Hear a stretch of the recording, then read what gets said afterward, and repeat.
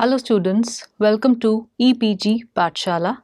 I am Dr. Neeti Goyal from Indira Gandhi National College, District Kurukshetra. Today we are going to discuss about a module, Strategic Planning, under the paper Principles and Practices of Management. So students, let us see what we are going to learn in this module.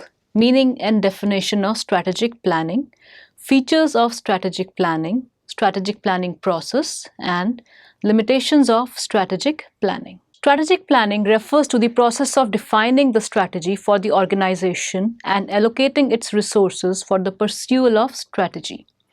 Strategic plan is a statement of how the organization is going to achieve its mission and objectives.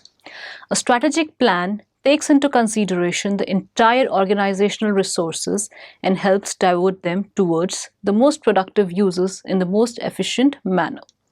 Strategic planning is a process of determining a company's long-term goals and then identifying the strategy for achieving those goals. It may also extend to control mechanisms for guiding the implementation of the strategy. Features of strategic planning. A strategic plan guides the activities of the organization. It is a course of action defined for a particular period of time. Strategic planning is of utmost importance in today's fast-changing environment. The features of strategic planning can be stated as below. Strategic planning is an important aspect of management. Strategic planning provides direction to the enterprise. It is formulated by top management. The plan is aimed to achieve specific goals and objectives. Strategic planning ensures efficient allocation of organizational resources. Strategic planning allocates resources for achievement of organizational goals within specified time.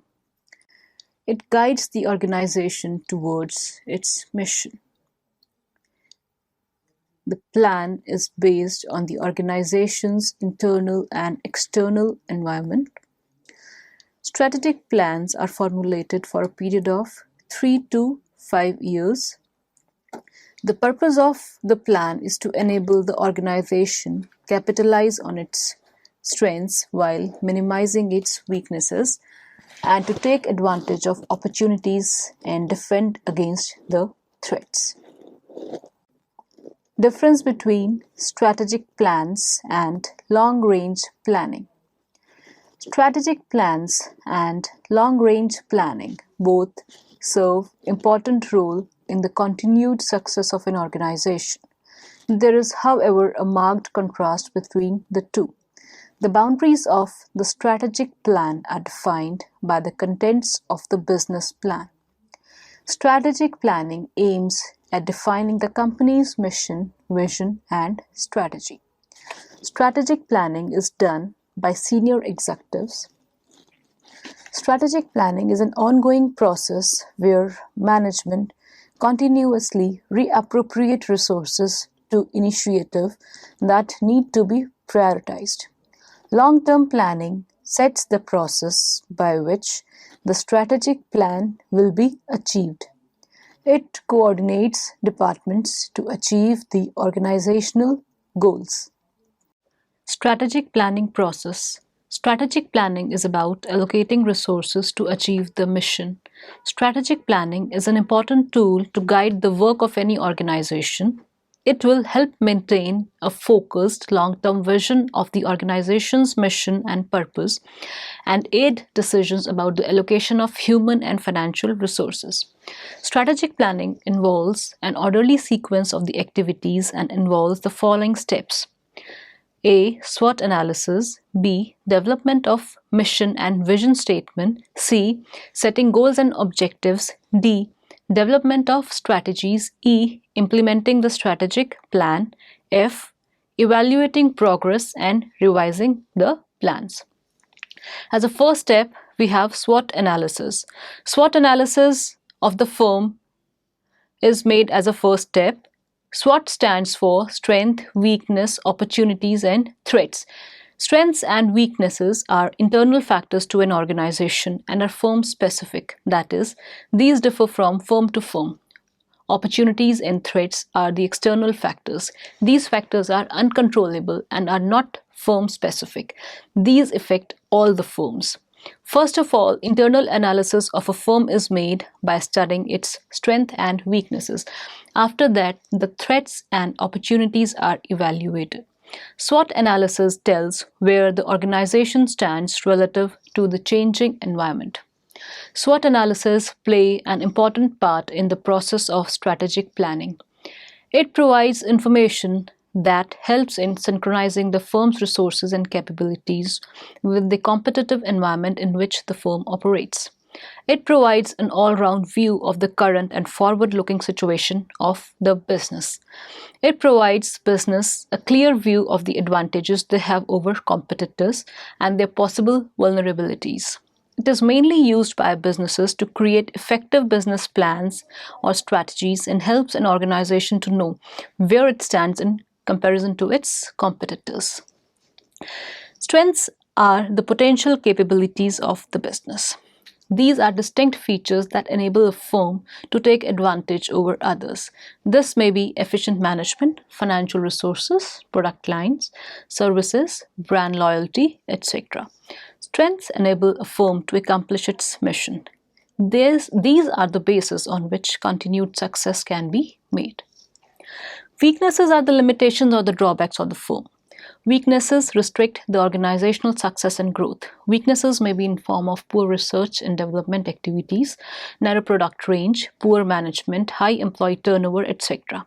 Strengths and weaknesses are controllable. Strengths must be used to develop the core competencies and weaknesses must be minimized and eliminated.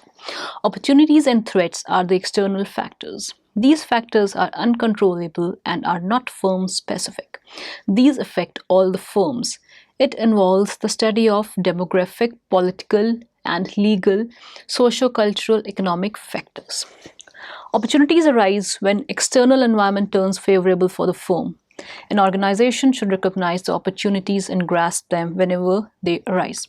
Opportunities may arise from market, competition, industry, government, and technology. Threats arise when external environment changes adverse. Threats are uncontrollable. When a threat arises, the stability and survival of a firm can be at stake. They can make an organization vulnerable when they relate to the weaknesses. Threats may arise because of changing technology, increasing competition, leading to excess capacity, price wars, and reducing industry profiles, etc. Taking a latest example of Nestle product Maggi, as we all know, Maggi was one of the hot selling products. Still, it was found unsuitable for eating due to the very high lead content than the permissible level. The sales skyrocketed until this discovery, but after that, the entire stocks of Maggi all over India were destroyed. Thus, a change in one external factor posed a threat to Maggi. At the same time, this opened opportunities for other such manufacturers. This is how change in external environment affects a business. SWOT analysis.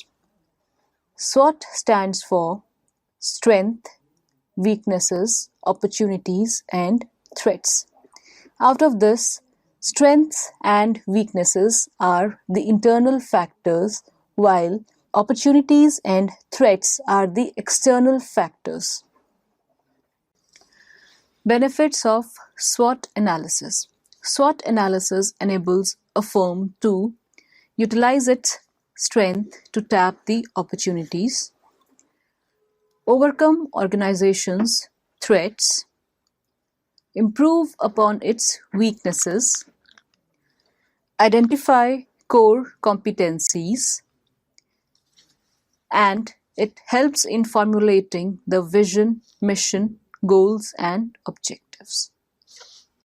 SWOT analysis is an essential tool for evaluating the internal potential and limitations and the likely opportunities and threats from the external environment. It views all positive and negative factors inside and outside the firm that could affect it. The data from external and internal reviews should be drawn together to identify the key issues that the organization needs to address to increase its overall effectiveness. Based on this Strategies are formulated which will enable a firm to best align its resources and capabilities to the requirements of the environment in which the firm operates. Development of a mission and vision statement. SWOT analysis tells where the organization stands relative to the changing environment. SWOT analysis provides a direction to the managers to develop the mission and the vision statement. Mission and vision are the summary of organizations' goals and objectives. Mission is the ultimate objective why the organization exists. Every organization has a unique mission which differentiates an organization from others. Mission statement explains broad scope of activities, its products and technologies it uses to achieve its goals and objectives. Mission statement always exist at the top level of an organization. For example, Google's mission statement is to organize the world's information and make it universally accessible and useful. Mission must be clear and should be achievable. It should be inspiring for the management, staff, and society at large. Vision. Vision answers the question where we want to be in the future or what will the future look like as we fulfill our mission. Mission is about today, but vision is about future. The more clear and compelling our vision, the more powerful and imaginative the strategy will be. For example, Google's vision statement is to provide access to the world's information in one click. The company's nature of business is a direct manifestation of the vision statement. A vision statement is for the organization and its members, and the mission statement is for the customers or its clients. Vision contributes in effective decision making as well as effective business planning. It describes that on achieving the mission, how the organizational future would appear to be. An effective vision statement must be unambiguous and realistic. It must harmonize with organization's culture and values. The success of a firm is directly connected to the efforts of the company to fulfill its vision. Setting goals and objectives. As already mentioned, mission and vision statements are the summary of organizations' goals and objectives. These are the foundations of planning. This step may be most important of all the strategic planning steps because it establishes the framework and basis for the development of the other key elements of the plan. Goals and objectives, both terms imply the target to be achieved. Goals are defined as the general purpose towards which an endeavor is directed. Objectives are specific targets within the general goal to be achieved within a specific time frame. Objectives are more specific in nature and are supportive of the goal. They bring into even greater focus the goals of the organization. Policies are developed for the achievement of objectives.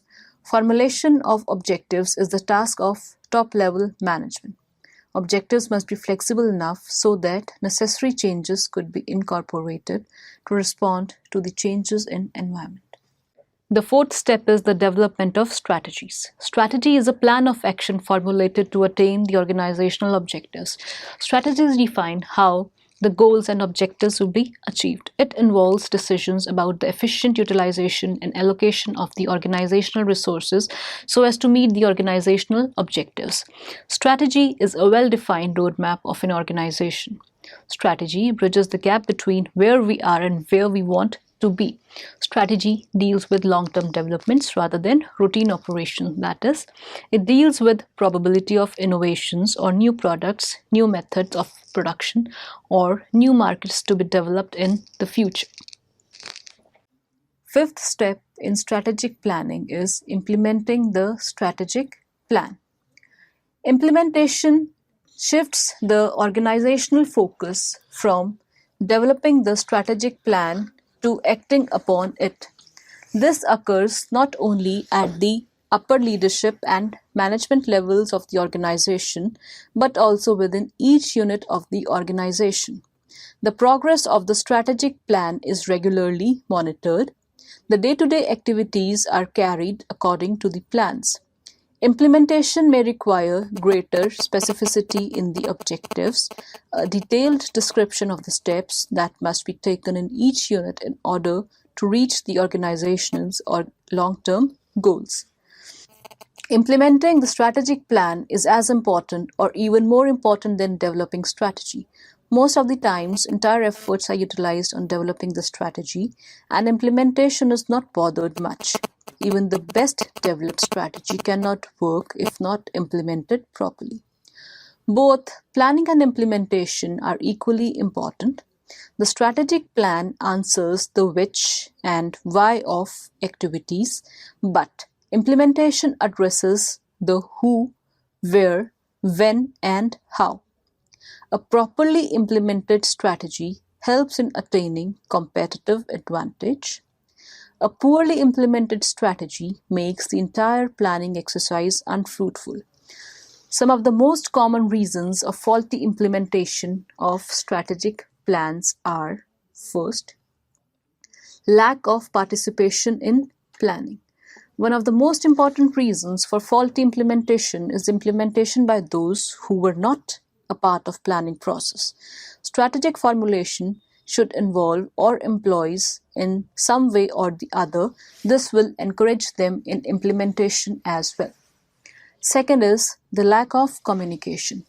Implementation fails due to the lack of communication. There should be proper communication of plans to the employees. They should be made to understand the plans along with proper feedback. Third is the work overload. Owners and managers remain occupied in daily operating problems and long-term goals get ignored. Fourth is the massive plans. Sometimes too many goals are established and less important plans are implemented in the beginning. It hinders the achievement of the goals. The goals and actions to be achieved should be prioritized so that employees get to know where to begin from. Next is a meaningless plan. Unrealistic and exaggerated plans can never be achieved. As already discussed, it is essential that the mission, vision, strategies should be realistic and attainable. Next problem is no progress report. After implementation, sometimes progress is not monitored, which hinders the achievement of objectives. Progress of plans should be kept under constant watch. If they are not working well, necessary changes must be incorporated as per the changes in environment.